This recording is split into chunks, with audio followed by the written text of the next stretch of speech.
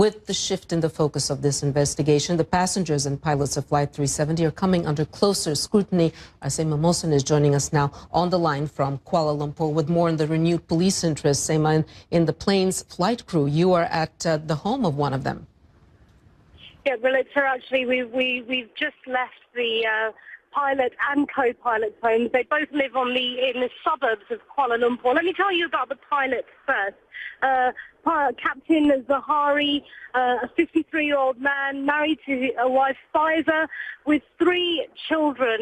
They lived apparently with the youngest one, a daughter in her 20s. They had 2 older sons and a grandchild. And earlier I spoke to a very close friend of his, a friend he met through projects. He works in social activism on the environment, helping children in the community. By all accounts, this is a man who very much cared for his community, who cared for his family. There have been questions raised during the week, of course, Relitza, when we saw that footage from YouTube that he had uploaded himself of a flight simulator in his house. I asked his friend about that. He said, listen, this is just about his passion for flying. He really enjoyed it, and he used to set himself challenges to see how he could deal with the flight in extraordinary circumstances. A poignant moment while I was speaking to him about the fact that this pilot was dedicated to his duty, flying passengers around the world, and wanted to put himself to the test, and said once to his friend, do you know what? Flying in real life is so much easier and so much smoother. We also saw, Relitza, today a number of police cars going in and out of this gated community where Captain Zahari lives. And then we heard about police going to the co-pilot's house, Tariq Abdul Hamid, where he lived with his family down the road. We went there, and when we arrived, we found plainclothes police officers leaving the house. Let's take a look at what happened then.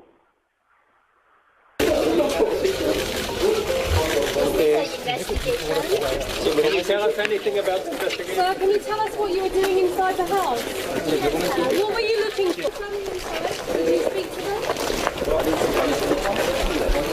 Did you ask for a warrant to go inside? Did you have permission to enter, or did you have to ask the family? Car. Are you investigating?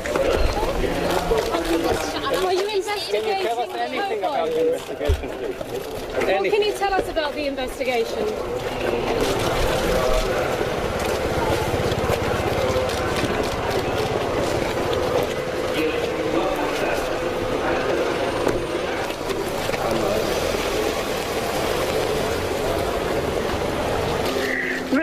The no comments was all they would reply with. They had small shopping bags, what appeared to be, in their hands. We're not sure what they took away.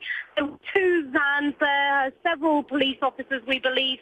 We're trying to identify who they are and which department the police they're from. But as we heard earlier from the Prime Minister, each and every person on board that flight is now having to be investigated yet again. Not to say that they know anything untoward has happened or that they have any suspicions raised, but they are going to have to go through everyone and their background with a fine tooth comb now. It's 1 week on. People are looking for answers, not just of the families and loved ones of those on board, but there is a real sense here in Kuala Lumpur that Malaysians want to know what happened to their national flag carrier, what happened to Flight MH370. Relitza?